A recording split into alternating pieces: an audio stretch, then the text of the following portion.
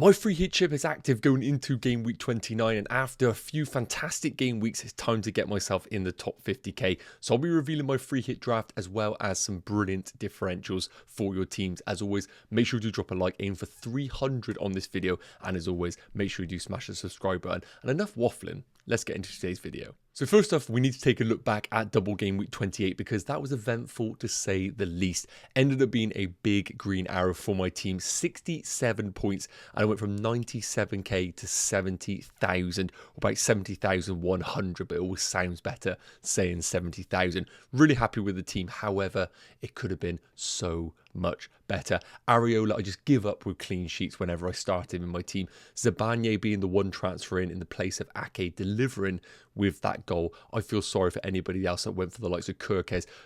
Zabanne was never going to score. This is a freak incident in a game week where everybody was buying him.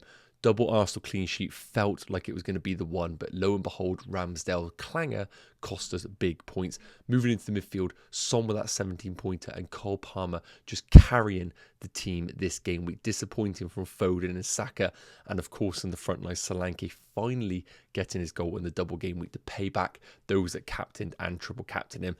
Looking at the bench, you can see there, I have left so many points on the bench.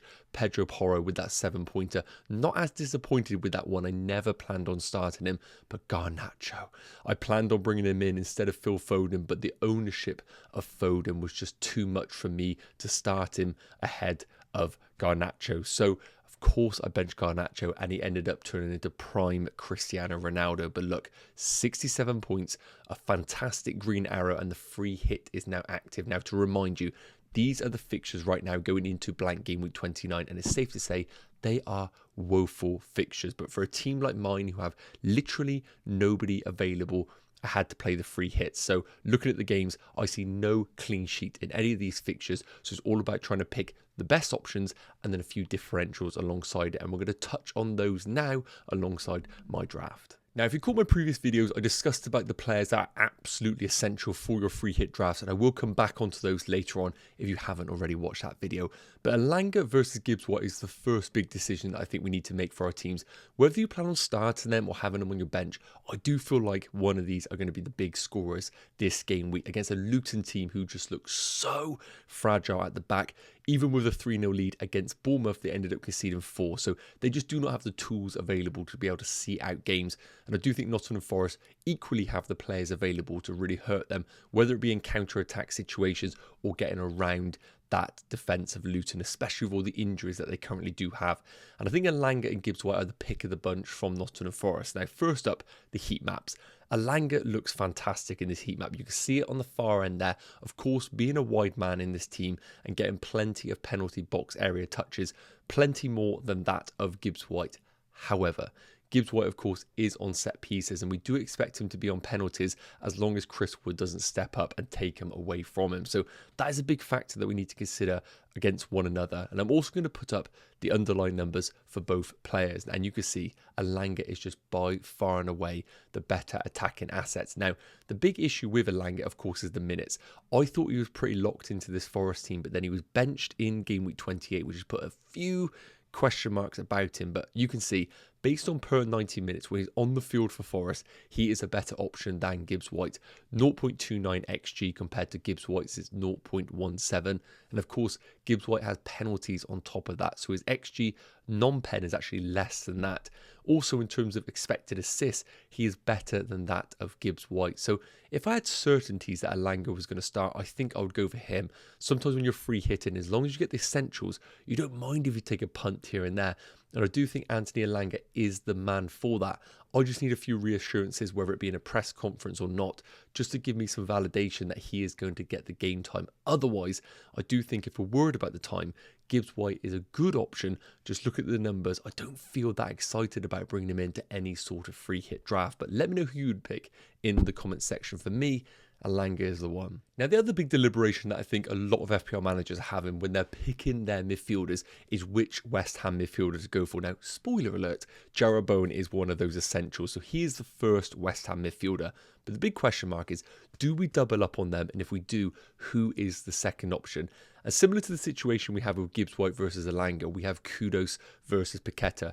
Kudus being similar to Elanga, being the winger, much more of an exciting option, whereas Paqueta is more of the guaranteed minutes and what we think is on penalties. So firstly, we got the heat mapped up for once again. And very similar to what we saw with the Forest midfielders, Kudus being that wide man, getting more touches in and around the penalty area and just generally more aesthetically pleasing when we do see that. Whereas Paqueta is much more of a build-up player in that midfield for West Ham, doing a lot of the doggies, as you can see in his touch heat map. But of course, he does have those few touches in the box. And of course, being the penalty taker does hold real value when we are considering FPL options. Now, when I bring on the underlying numbers for both players, once again, Kudus is just more of the exciting pick. XG per 90 at 0.22. Can't lie, it's not exciting. They're not numbers that naturally I'm going to look at and think, oh my god, I need to own Kudus, but they are slightly better than that of Paqueta's, who also has a worse XG non-pen. And also when we take a look at the shots in the box, they're actually quite even. So even though Kudus is getting more touches in the box, they're very similar in terms of shots in the box. But of course, when it comes to expected assists, that is where Paqueta does come into his own. And I do think up against a tough Aston Villa team, maybe Paqueta is the one that is going to have the keys to open up that defence in this team. Now, one thing we do need to consider when we are looking at West Ham midfielders and of course Aston Villa players, they both play on Thursday night in the Europa League. If that goes to extra time and penalties, then I do think West Ham midfielders are less and less attractive just because naturally heavy legs going into that Sunday fixture. But if I was to pick one of the two right now, once again, if I had guarantees that Kudus was going to play, I do feel like that is more of the exciting pick and I would be naturally tempted to go for him. However, if there is any sort of worry about him, maybe he gets a knock midweek and there's doubts about his start, I think Paqueta is just the obvious pick.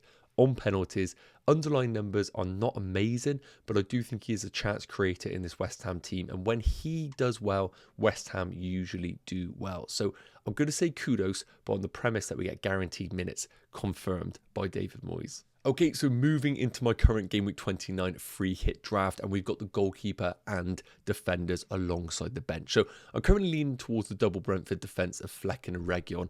As I mentioned, I don't think there are any clean sheets out there. Yes, we could go for the double Luton, but after seeing them concede 4 goals against Bournemouth, I just can't be backing that right now. So I'm going for the Brentford double up of Flecken and Reguilon. And even if Flecken doesn't keep a clean sheet, there might be a chance for some save points in this game. Reguilon currently yellow flagged, it is worth noting. If there is any doubts about him, then I think moving him over to the right wing back in Rosselev is a good option in that Brentford defence. That's the only other one that I would consider in our FPL teams. However, the other two that you can see on your screens with the big red box around them, I deem essential in a free hit draft, and that is going to include Doughty of Luton, who again conceded a bag full of goals for Luton, but we saw his value in attacking phases in game week 28, so he is locked in. And also Pedro Porro. I do think there's an argument for Romero, offers attacking threat from corners and also fantastic on the bonus points, but I'm just going to lean towards Pedro Porro. I just get a bit more excited by him and his potential open play involvement in goals. So I'm going to lean towards those two as the absolute locked in, and Reguilon and Flecken as the double up. In terms of my other defenders and goalkeeper, currently got Kaminsky, but that honestly could be any other goalkeeper right now. And we've gone for Robinson of Fulham. When I look at the defenders out there, I don't see any clean sheets, but I look at the ones that could potentially offer some attacking returns. And Robinson is one of those against a Tottenham team who still do concede goals. And also I've gone for Kufal, just a West Ham defender that I do think will start. And maybe with the injuries to Aston Villa and the Thursday night game, we might see a rare West Ham clean sheet. But I'm not expecting either of those to be involved in this free hit team. Moving into the midfielders, and once again, we have 3 players that I deem essential. James Maddison, a player that has returned in every single away game so far this season. Yes, he has been out for injury, but since he's come back, while he hasn't been at his best, he's still ticking over with those returns. And I still think he's going to be a heavy influence in anything good that Spurs do in this game against Fulham. But it is worth noting, I do think this is a tough game for Spurs. I'm not expecting them to blow Fulham out of the water. However, Fulham do concede goals, so I think it's enough for a reason to go for the double up on them. So Maddison is in, and I don't really need to talk too much about Son. He is unbelievable while he's playing as a number 9. Could Richarlison come back? Yes, but there is no chance in hell that he comes in as the forward. Son will remain as the forward, and as he does, I think he's one of the best value players in the game right now, and a heavy captaincy option for our teams. Bowen the other one. Yes, he has been a little bit hit and miss. Obviously, that hat-trick covering over a lot of the cracks recently.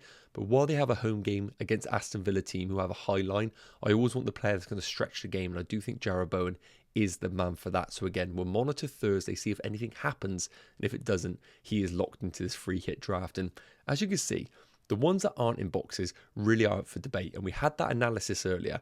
Elanga is going to be that fourth midfielder as of right now. Again, there is a minutes risk. If I do think there is a risk of him coming out, I do think maybe coming in for Gibbs-White is an option. I just want to target Luton. Luton are so poor defensively. If there is going to be a game where 3 or 4 goals get scored, I do think it could be Nottingham Forest hitting them, whether it be on the counter or in them wide areas where we saw Bournemouth get at him in the previous game. So Elanga is currently in. That one is hugely up for debate. And as you can see on the bench, I do currently have Paqueta. And I do think he's a nice, safe option to have in the team if something were to happen with the other midfielders. But that is the midfield. I like Elanga in the team as my real high upside pick, but that is the one that definitely could change. Next up, the forwards. Now again, Ivan Toney and Watkins. You've probably watched a lot of videos right now, and I just don't really need to go into too much detail on these. I'll be boring you otherwise. Watkins is just essential. Yes, he might not be in the best form of the last game, but we only have to look a few games back to see him returning. So I'm not worried about Watkins. Again, if something happens in the Europa League game, that is the only thing that may impact him coming out of the team. The other one's going to be Ivan Toney. I think there are arguments about maybe going for Johan Visser, but you just want to go for the minutes man, and that is going to be Ivan Toney, who also is on penalties. I'm not concerned about Toney, even though he's had a few blanks. I actually think this is a really, really good fixture for him, and I can't see a free hit draft without him. The third spot's going to go to Morris as we speak. The thing about Morris is I'm not hugely fussed about owning him, but the problem is for those managers that are not free hitting, they're all going to have Morris. It was such an obvious transfer for them to make in previous game weeks. If you don't go for Morris in your free hit drafts, it could really, really hurt your draft if he does return. And Luton at home are always back to score. And with Morris being on penalties, that is a really big factor to consider as well. So at the time recording, Morris is in. But in my previous video, I did talk about Fulham's Muniz being a consideration. He has got unbelievable underlying numbers. Could he come out of that Fulham team though? That is the only thing that we do need to consider. But as of right now, I'm leaning towards Carlton Morris, but I do think Muniz needs to be considered for our teams.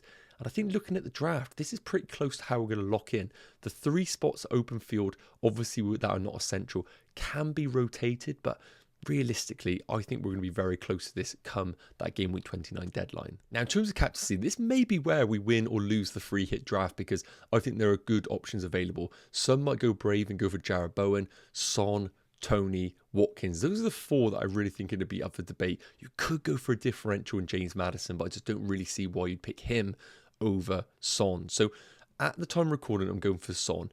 Obviously, a little bit of recency bias for that performance in game week 28, but in general, whenever Son plays as the number 9 in the Spurs team who score bags of goals, I just don't really want to overthink it going into this game week. Maybe if Toney was in a bit more of a hot streak or Brentford themselves were looking better, I would consider him, but right now, I don't think we need to overthink it. Son is the captain unless anything happens between now and the deadline. Yes, guys, okay, that is going to wrap up today's Game Week 29 team selection video. As you can see, my free hit is active, and I cannot wait for this game week to get going.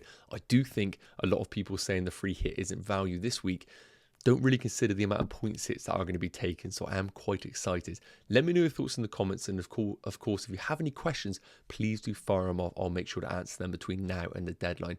Make sure you drop a like, make sure you do smash the subscribe button, and I'll see you in the next video on Friday, where I look at some alternative free hit drafts and answer some of them hot topic questions. See you soon, take care, cheers.